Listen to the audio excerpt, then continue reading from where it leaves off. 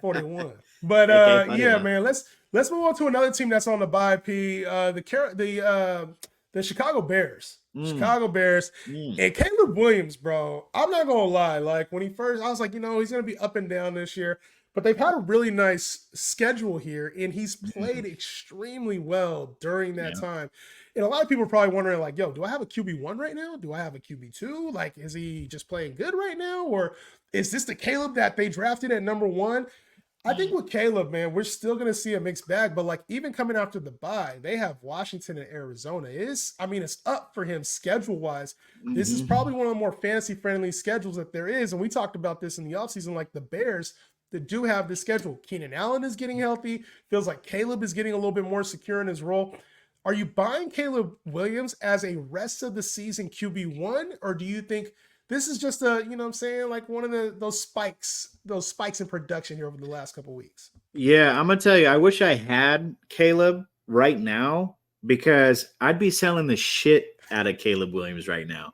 Look, Caleb Williams, he has a great cast around him, right? He has, he has all the name value right now. The number one overall pick looks like he's flourishing, coming off like 2 30-point games against Carolina and Jacksonville. Probably the easiest two teams to get 30-point fantasy Yeah. point games off of, right? Coming off a bye, you got Washington, you got Arizona, and then look, week 10 on, you got New England, who is no punk against quarterbacks. Green Bay, you got Minnesota, you got Detroit, you got San Francisco, you got Minnesota again, then you got Detroit again. They have not played. Have they even played the NFC North yet? No, they haven't. They And haven't the played a NFC division North, game yet. they have not played any division games. The winner is going to start wintering over there as well. And you know what I'm saying? I think that he's going to get exposed. I'm not buying him. I'm selling the shit out of him. Um and yeah, I mean that's just what it is for me. It's a good story. I hope he does keep it up. But there's a reason why Chicago has never had like a 4,000-yard passer, right? And they've had talent at the wide receiver position. They've had talent at the quarterback position. They've had talent at the running back position. But that winter's no punk when it comes to Chicago, right? So if I have them, I'm definitely selling them. The schedules I were think rough I'm and the waiting to sell winners. him. I'm waiting to sell him. Like the deadline Oh is yeah. until Oh, like normally like week 11, something like that. I'm waiting to sell him. Like you see what he's doing right now against the Colts, the Rams, the Carolina Panthers, Jackson. Like it's been the easiest schedule. It continues after the bye. Washington and Arizona. When that Washington game hits, when that Arizona game hits, now I'm sending out these damn offers because they got home games in the winter against Green Bay and New England. And they got that playoff schedule against Minnesota twice, who we know confuses the shit out of quarterbacks. We know it happens. He's going to take a lot of sacks. Detroit, even though it's a good game, that defensive line is no punk, obviously without Aiden Hutchinson, but it's a division game as well. So, and you mentioned it, like they got home games down the stretch too. I think that would be the moment I'm looking to sell. But right now, I think people are probably like still wondering, where is he? Is he QB2? Is he QB1? When they play Washington after the bye, and it's Caleb versus Jaden Daniels. And if he ooh. has a great game, we will now be selling Caleb Williams.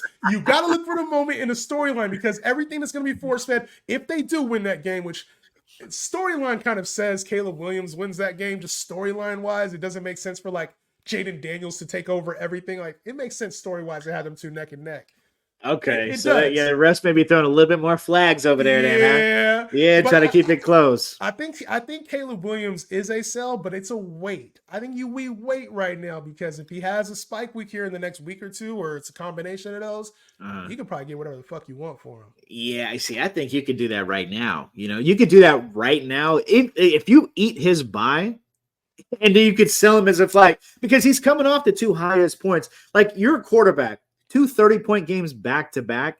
Offense looks good. Like what more are you waiting Well, he for? had 20, he had 23 and he had 29. 23 and 29. Oh, I'm looking at this. The league I'm looking at is probably inflated, probably like a Uh, 6 point per. bonus scoring and stuff. Yeah, those bonuses, yeah, but like two high scoring games, right? Like this is where it is. Like I get it, you can wait, but like how is his ceiling going to be any more higher than what it is now? I think it will be. I think that's the point. Is like when you go up against two soft defenses coming up, we know both of those games are probably gonna be projected for like 50 points on the total. Like both of them are Arizona and Washington. Yeah. So the only thing is, like, if I were to ask you right now, okay, what's considering selling high right now for Caleb Williams? Like, what kind of quarterback would you expect back, or maybe what kind of player one for one? Because he's probably your backup quarterback, and you're probably wondering, like, do I start him or not? What kind of player are you getting for him? Maybe say it's after the bye, after you eat it. Like, what are you looking for? After I eat the bye, like if I can pair him up with something and get like a Joe Burrow, I think that's a win.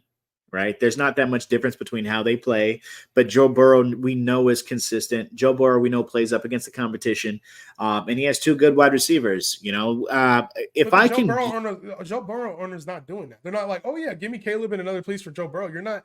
They're not doing that right now with Caleb. but if you can get a Caleb, like if you can pair Caleb and get like, what are you thinking? Like Caleb and like a Stroud, or Caleb to pair up something like Stroud, Caleb to pair some up. You know, even if I can do something and do like a 1-for-1 deal and get like a Baker Mayfield, I wouldn't mind that. It's tough, man. It's tough because like with Baker, with Purdy, it's one of those situations where like, you know, I think we all know he's a rookie, and I think we all know there's going to be some inconsistency. So it's tough, right? And it's like I look at a Kyler Murray, like even that kind of player is tough to move because the name value from those guys, we've seen it in action. And a lot of times you're taking the starting quarterback away from the guy and we know this is the backup, right? So I think with Caleb, it's one of those situations where you have to take inventory of your team. Like if he's your starter, I actually think you have more power in that. If he's your backup, I think it might be harder to move him in a single QB league. In a super flex league now, I think you're on the right track. I think in a super flex league where you're running him as your second and then somebody else, maybe they need a little bit of help at a different position. Now you can trade one of those guys that's been outperforming their ADP alongside with Caleb Williams to go get a more secure quarterback. So I think that if you're talking super flex, I think you're on the right track. So yeah, and you know, a lot of leagues are super flex. I'm not really talking about these single QB leagues because single QB leagues, like it would, you know, we're not talking about moving Would quarterbacks. you rock with him as your starter in your single QB league? Probably not.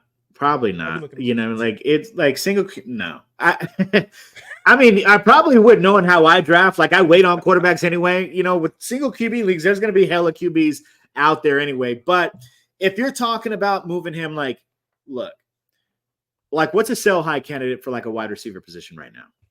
I would say you mean buy low or sell high? Like you're trying to buy high. Like who are you selling high on at wide receiver or running back? I think I'd be looking to sell high on like a Malik Neighbors right now for the highest. Oh shit, yeah. So if you pair Caleb Williams and Malik Neighbors, right? You can go and probably get you can go get like you can go get a CD. You could hella get CD. You can get like maybe even a Tyreek. And another piece. And we don't like you get a Tyreek and a Tua, a Tyreek and a Tua, bro, a Tyreek and a Tua because he ain't even coming back yet. Be like, bro, he gonna get concussed again. You really want I'd be selfish. But you know, and we hope that doesn't happen. But if you could do something like that, then that's where you win. A Malik Neighbors is a super sell high. You ain't lying. Man, I think you can do a lot of damage with those two players or a combination of like Caleb and another player like that. A guy that's just been outperforming where they're supposed to be. So get creative. I would say that. Get creative when it comes to these Bears players. Also, are you buying a Keenan Allen real quickly? Are you buying a Keenan Allen bounce back? Obviously got the end zone look last week. He's been like floating at flex value. A lot of people were concerned about him after the injury. You buying Keenan Allen as a wide receiver 2, or do you think he's wide receiver 3 flex the rest of the year?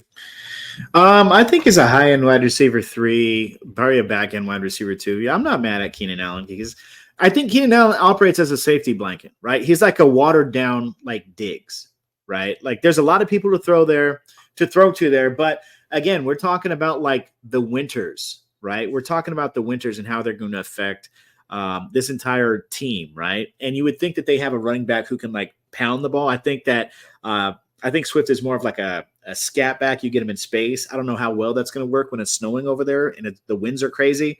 But the reason I like Keenan is because they have that connection. You know, if he's healthy, I do like him as like a, you know, maybe even like as far as the high end, like a wide receiver 2, like a back end wide receiver 2. That's his ceiling, in my opinion, because he can get these touchdowns. He can, you know, gets targeted, he's like a PPR monster over there. I think the person who has Keenan is probably like thinking, I can get rid of Keenan now because he had a good game. Like the person who doesn't know what they have, and I think on a weekly basis, you're right. He's more like wide receiver 2-ish. On any given week, he could be a wide receiver 1. Like that's his upside. So I Yeah. think getting him and having him as like your flex is optimal if you have a team that's strong enough to like go get him at a flex spot. Shit, I might be moving a Oh quarter. yeah. Like you talk about moving a quarterback for a player, like that's the kind of player I think can help you win down the line. And I know the winners are there, but I think that's actually a better thing for Keenan because he gets a lot of short looks anyway.